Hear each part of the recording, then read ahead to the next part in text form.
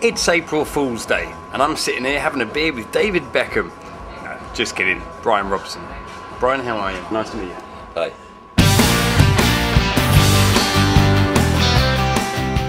I'm at Bangkok's Manchester United bar and restaurant. Today there's a very special guest, legendary footballer Bryan Robson.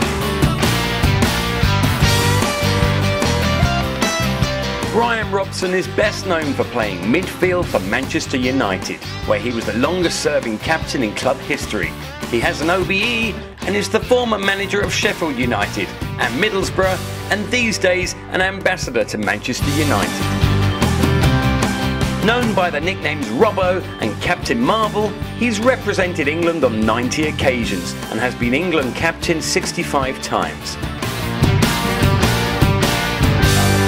Is this your first time to Thailand? No, I've been over to Thailand on a few occasions before. It's always a good place to come to, and you always get a great reception from the people here.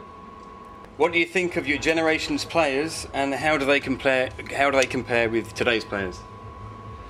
I think there was a lot of great players, you know, at my time, and I think they would compete really well against the players of today. People will always talk about the improvement in football, but for me it's only the improvement in fitness levels and the technology that goes around football now, which helps the players to stay fit and be very fit.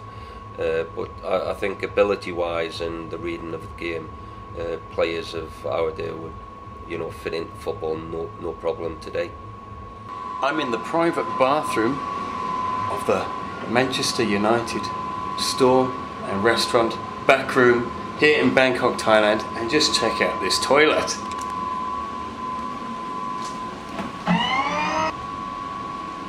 Automated. That's a Buck Rogers toilet. That's a space age toilet, that is. The urinal is ergonomically designed to be a footballer. Do you think an Asian country is ever going to go all the way at a major footballing event? I think there's always a possibility that that will happen. I think in Asia they've still got a long way to go though, because you know, in Europe and in South America, football you know, has got such a history behind it, and people have a real passion for the game in those countries still.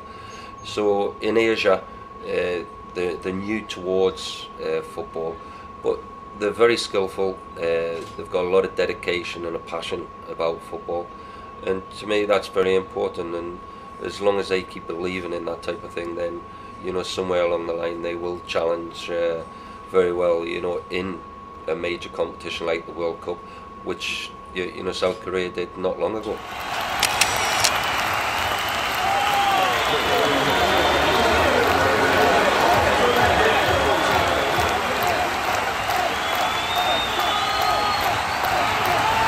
How do you think Thailand is doing with Peter now as the head coach? It's worth mentioning here that I'm not a follower of football, and I was unaware at the time that Peter Reid is a footballing legend himself and is now the Thailand manager. He was also in attendance that night, and if somebody had told me, I would have got an interview. You know, but in the first competition that Peter had, he was very unlucky that, you know, they got beat in the final. You know, but for me, the longer Pete works with the players, the more that they'll improve, the more understanding they'll have of the way he wants them to play, and I'm sure that Thailand will be very successful over the next year or so. Thanks very much, ladies and gentlemen, and thank you very much for the invitation here this evening.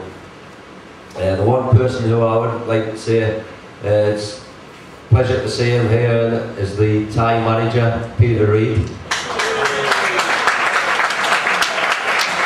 Thank you, Peter. I think the one advantage you've got coming to somewhere like Thailand is that the players have a respect for you, because they've seen you over the years, you know, in your own career, but also that most Thai people can speak English, which obviously will help Pete.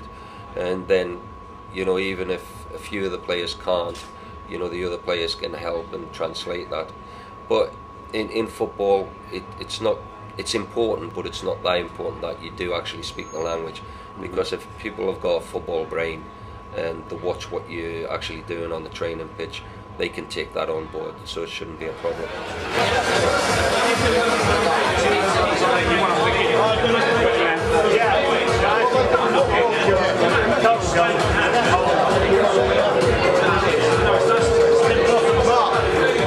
What will be the next step for Asian teams to be more competitive? I think what they've got to do is just still keep working hard, you know, at the game.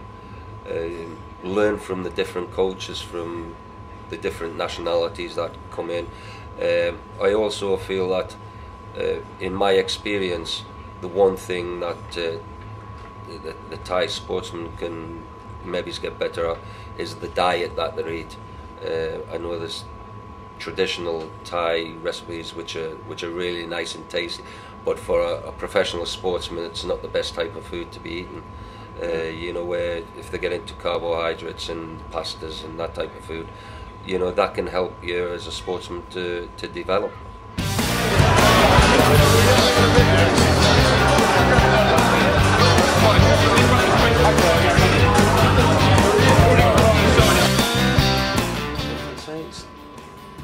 So you, I can't read that. So you found football is it? Oh, so you, it's my own writing as well. So you felt football is a good growth industry for the future. I don't know what the foul is. What the hell is that? So, yeah, go and ask me what that question is.